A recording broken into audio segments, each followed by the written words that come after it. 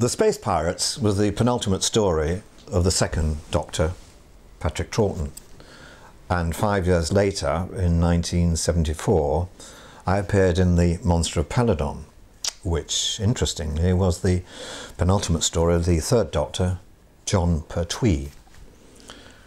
And in that story, I played a baddie called Eckersley. Eckersley seemed to be a good man and on the side of all the poor people who were slaving away in the mines to get the trisilicate. And I since found that this word trisilicate is actually a compound in a toothpaste. It's supposed to be something which is really, really fundamentally like gold, but in fact it's inside toothpaste. Anyway, these poor swines are working away to get the trisilicate out, and Eckersley's sort of double-crossing them. But I had a great time working with Jon Pertwee. Jon was, I always felt he was probably one of the best Doctors. He had a marvellous assurance to him. He was a very good actor, a great comedy actor. But this always had this wonderful strength to him, and you knew you were in safe hands. And I don't think the kids would hide behind the sofa too much if Jon was there, because you knew that you were going to be okay. Jon told me a couple of stories about himself. He was in the war, he was in the Navy. And he said that he went across on a submarine, the Channel, to France, and they landed in occupied France. And it was all very surreptitious. He was a lookout. He was a young lad. He must have been about 17, I suppose, 18. He was a lookout. They got in a little boat from the submarine, and about 6 of them, and he stayed behind, and he was in this deep grass, this heather, while his mates went forward to investigate what was going on by a railway line or something. And Jon said that he was suddenly aware of somebody about 300 yards away from him, in a similar sort of position, with his head peeping up from the grass. And it was a German soldier. And Jon said he was in his naval uniform. And he said they both just put their heads down and realised that they were not going to do anything about it, because one of them would have got killed. Anyway, the party came back and he got in the submarine, and they went home. But I thought that was a fascinating story. He also told me that he was on duty at Southampton, and the Southampton docks were bombed. And he woke up in the morgue with a tag on his toe. They thought he was dead.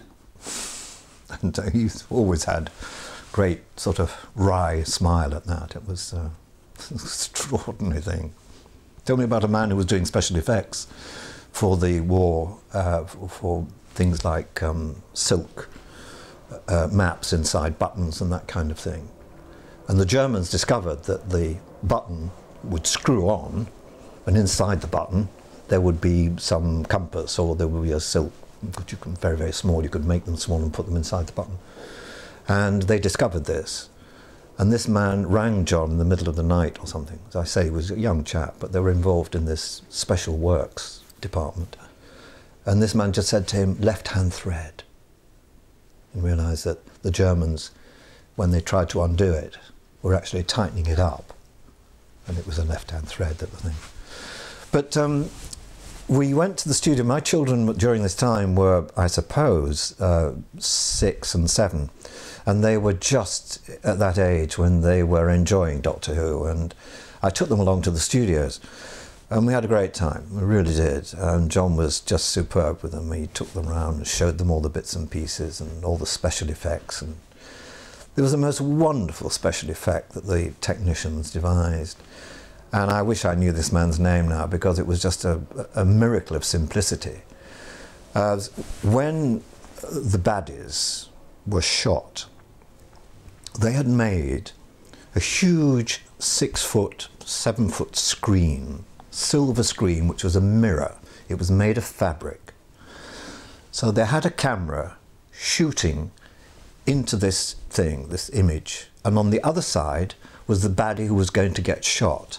So basically what you saw the image of the man standing there, and then he'd get shot, and a man behind would have a pencil, and on the zapping thing he would just pushed the fabric and the whole screen distorted.